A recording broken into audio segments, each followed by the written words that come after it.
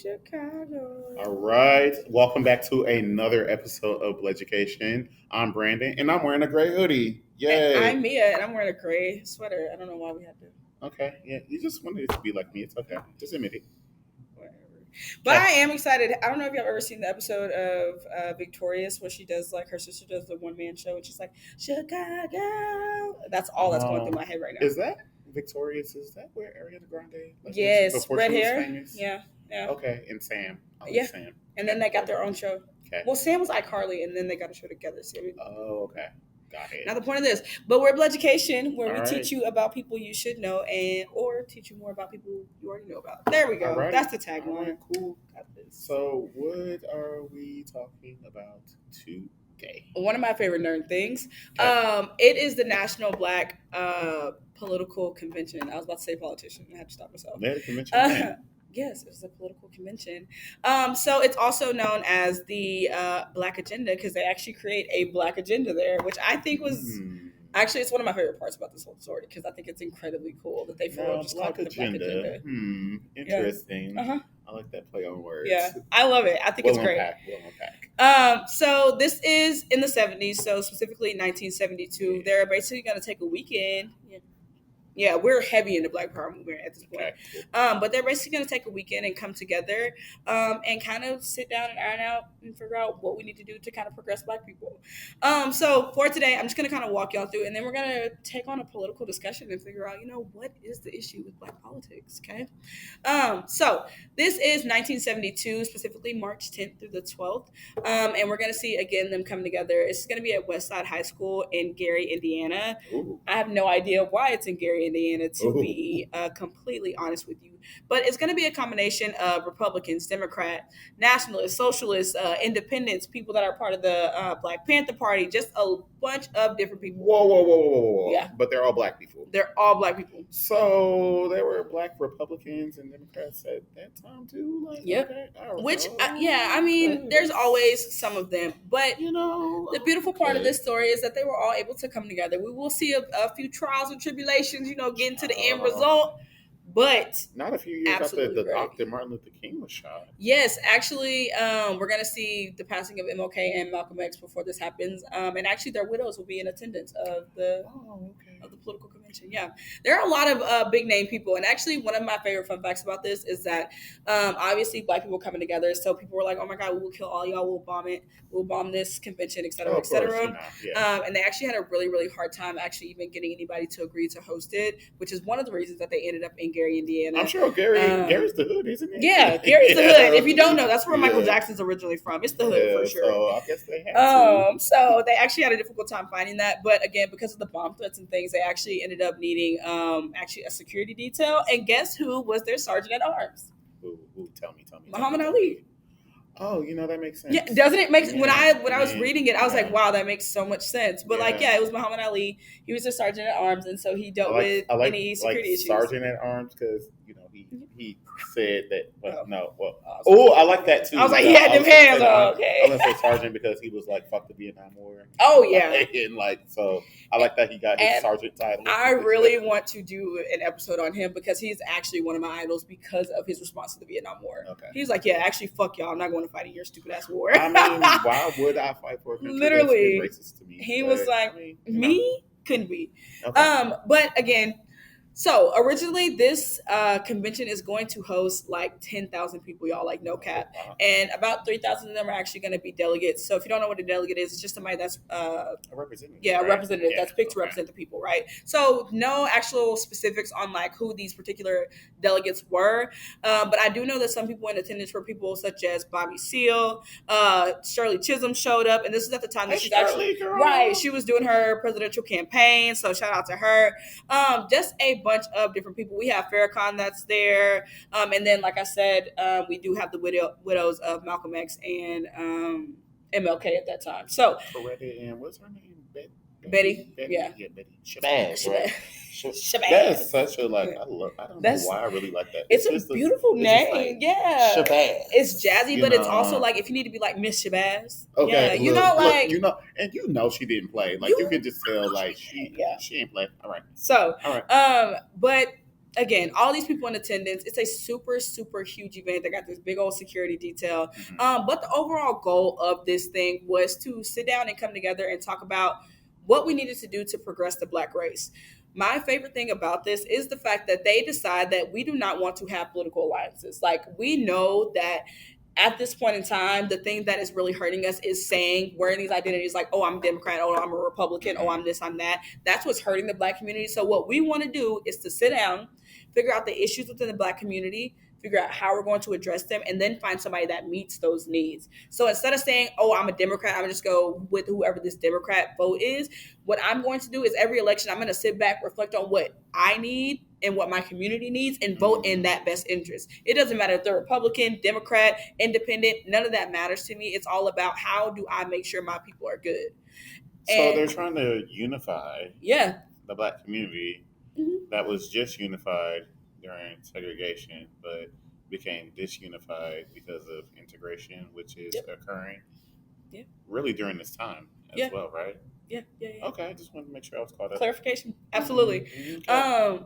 And I think again, big nerd, but one of my favorite things to ever come out of history is Washington's farewell address, where he irons out like three major details, and one of those three is the like warning against political alliances, right? He says the last thing this nation needs is for people to align themselves with the party and be more dedicated to the party than actually alleviating and solving the needs of the people, right? He says that, and then immediately within his own cabinet, that is over and done with because we get the Democratic, Republicans, et cetera, right? So I really love to see when people kind of tie themselves back to the origins of American democracy without even necessarily realizing it. But that's one of the things that they point out. They're like, this is what's hurting us because we're all saying like, me and you can want the same thing, but because you're a Democrat and I'm a Republican, we have to go about it two separate ways. So we can't even come together and put our vote together so we can make sure we get what we need. But we'd rather fight it out, you know what I'm saying, and align with our political parties because that's who we are.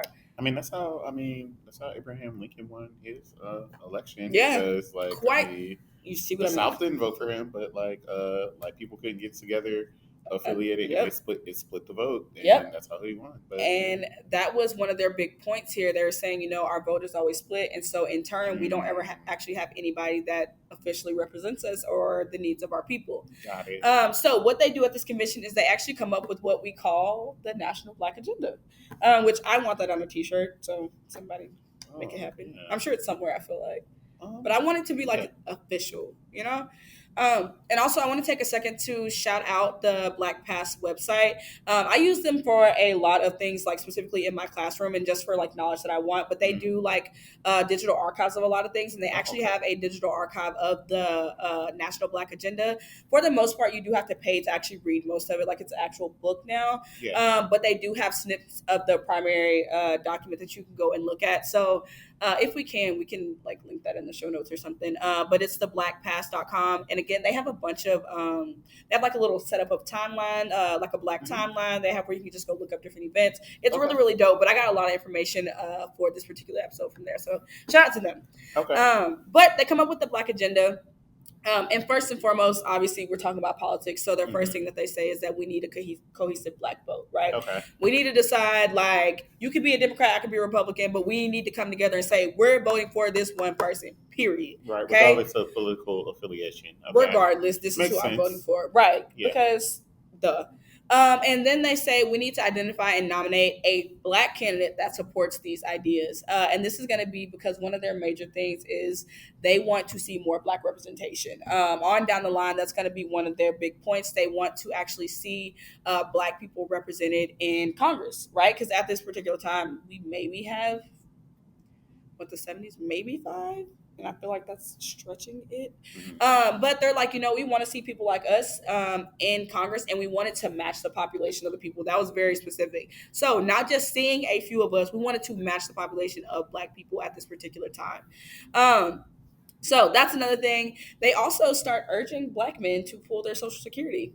Okay. Which I thought this was actually very interesting because, we as Black people just in general have a shorter lifespan than white people or expected lifespan, but specifically for Black men, it is a lot shorter than what you see for white men. So one of the things that they tell them is like, y'all need to pull your money so that the state can take it and they can't deny it to your widow. right? I know, and I was like, I really want to do more research to see if that was a thing that they did, like denying them the social security of their partners. But I know a lot of women did work like state jobs. A lot of them were teachers and things like that, and you actually can't pull social security if you work for the state.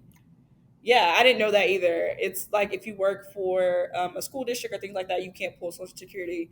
Yeah, which is why you see a lot of people leaving education. A lot of older women leaving and retiring a little bit early. Yeah, it's some type of rule like that. Yeah, it's like the federal government, state, something like that, and you can't pull Social Security from your significant other. Yeah. So they talked about putting this out there in this community. Now I kind of can understand why people are like, "Oh yeah, we're gonna bomb you guys," because like again, they in there. There's some power behind the unification of Black people, especially when they all come together on one accord. And then you have to think too that not even 2 decades before this, you have Montgomery that came together for a bus boycott and it hit them in their pockets. Destroyed. Yeah, hit them in so their I can pockets, understand like why maybe some other people are going to feel a little threatened about what's happening here. Okay. And it's crazy. I think that because I mean they don't really know the specifics of what they were going to be talking about, but they knew like, man, if they get together for too long, that's really something that could change some things. And the Black Panther Party was there. The targeted by the FBI. Yeah. And that's like, I'm telling you, this is when I love talking about this because it really is a beautiful representation of like what we're capable of once we come together. I mean, unfortunately, as we know, this didn't actually come into fruition, but it's still a beautiful time and kind of shows us what we could be if we actually took the time to listen to one another instead of trying to always be at odds or make sure our opinion is specifically heard. So I have a question. So what was the like full outcome of this? So it did like the convention, like it did work or it didn't work? I mean, okay, so I'm going to. Did they have some guest speakers? They did have guest speakers. A lot of the members of the Black Panther Party actually got up and spoke. And again, we had people like Shirley Chisholm that was there, Bobby Seale, that were getting up and doing a lot of the speaking. But a lot of it was actually a lot of open commentary to where they were actually able to go back and forth. So at one point, Jesse Jackson actually ends up. Jesse Jackson been around forever. He was a dinosaur. He was a fossil. Bro been around for forever. But Jesse Jackson actually proposes creating his own Black political party called the Liberation Party. How'd that work? It did not. The NAACP actually disagrees so much. They believe that it's going to be basically another continued segregation. And they disagree so much. What is wrong with that? We've already integrated. You cannot segregate after you've integrated. You know it's impossible. You're such a brat. Shut up. I guess. Anyway, so they disagree so much that they actually end up like leaving because of the disagreement that they have. They do eventually come back. But overall outcome is we actually get the National Black Agenda. It's written up. It's 68 pages in total, and it is actually published on May 19, 1972. Is that old boy birthday. Malcolm X birthday. I'm going to say bye, old boy. I love Malcolm X. I do too. I actually stand. But it had the same resolutions that I talked about earlier, with the addition of a minimum income of $6,500 for a four-person household. Oh, this is the 70s. Yeah. Okay, wait, because I was like, 4 people, $6,000. Yeah. That's it. Oh, okay. And I believe that was actually monthly, okay, something like that. Yeah, but essentially they were just saying they needed enough to sustain themselves. That was their minimum. Also, again, reiterating. There we go. Reiterating reiterating Black representation in Congress. I know we are matching. And then ending the national trade with countries that are supplying drugs to the United States, because again, that's being flooded into the Black community. Like this is literally the start, or not the start, but we're seeing the crack epidemic go on during this particular time. And obviously we know it doesn't do anything but get worse, especially when we get into the 80s. But that is one of the big things that they wanted, that they were not willing to compromise on, because they noted like we can already see the harm that this is doing to our neighborhoods, and it's not getting any better. But obviously, again, this actually doesn't for real come into fruition. But I do love to talk about it because, again, it does show that like once we're able to sit back and realize that these political parties are absolutely not helping us, we can do more for one another, then I think that we can actually make moves. And I also am a very big believer in the fact that we should not have political parties. Like, that's a hill I'm absolutely willing to die on. Yeah. Like, just in general? In general. For what? Why do you need a political party? I don't know, because people do have different values and different things that they associate with. Okay, but let me ask you this. Would you ever vote for a Republican? If you identify as Democrat, would you ever vote for a Republican? Probably not. But wait. There are exceptions to that, though, like where you do have some people that vote against their party's affiliate. Shoot, even look at Donald Trump. The Republicans, hate to say his name on this podcast. Hate to breathe him into existence. There were literally Republicans that were like, "Okay, you're an idiot." Like, absolutely not. You know. And then even with the confirmation of Chief Justice Kendaji, did I say her name right? Let me type that because I don't. I think it's Kentaji with a T, right? Kentaji. Yeah. Okay. All right. Sorry. I think so. Sorry. We apologize. Chief Justice Kentaji Brown Jackson. Yeah. She had some Republicans that voted for her. I think too. That you have to be a diamond in the rough, though, or not necessarily in Trump's case a diamond, but a very flawed piece of coal, for somebody to be like, "Oh, I'm switching political parties." Like, typically what you see, though, is people aligning with their political parties, even if it doesn't help them. Like, even thinking about, when you think about, like, the redneck people that voted for Donald Trump, who ended up losing their homes, they voted for him because they knew he was a Republican, and they knew that he stood for something hateful, and they knew that he would support these particular ideals, even if they did not support what they actually needed in their life. And I think that if we eliminated political parties, it would allow room for people to vote for what they need rather than what they think they want. That's what I think. Oh, well, that's fair. But I don't think our country's going to do that. Oh, absolutely the fuck not. You know how much money is tied up into political parties? Yeah. Hell no.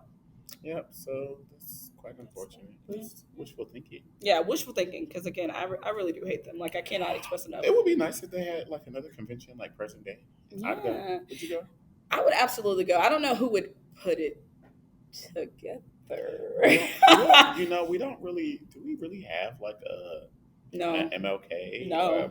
A Malcolm X? No. Of this but generation? They keep murdering them. So. No. Yeah. I mean, think about a lot of the people that we saw even try to make a name for themselves during. Like a Sean. Yeah.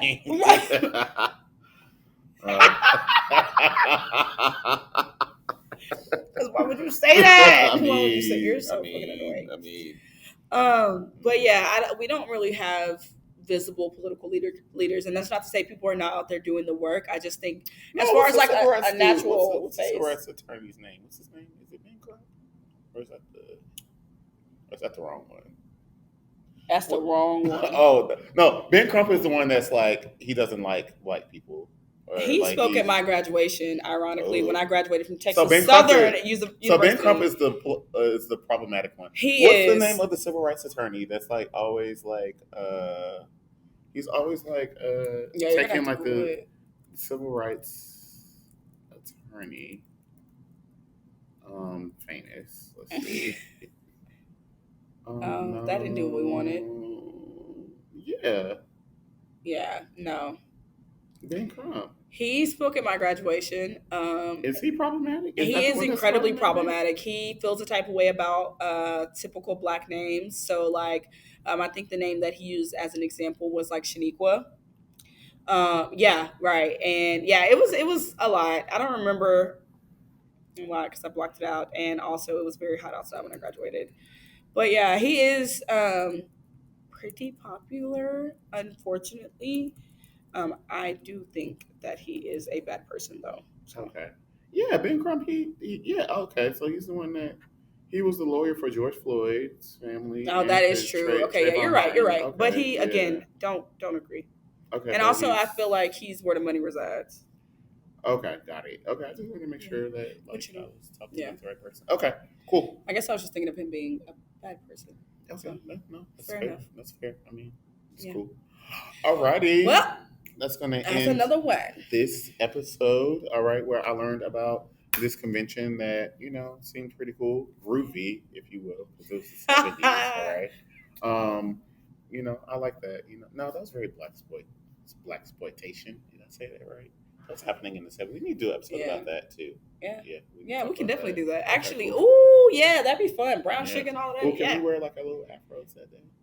You want to talk about black exploitation and wear afros? Oh, okay, maybe not. All right, cool. All right, that's gonna wrap up this episode of Bleducation. I am Brando, and I'm Mia. All right, and have a groovy evening, morning, day. We'll see y'all next time. Peace. That was good. I didn't know. What up? It's your boy, Brando from the Bando. Actually, I'm from the suburbs, not the Bando, but that's okay.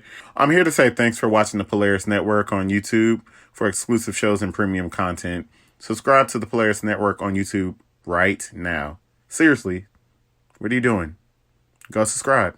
Go do it right now.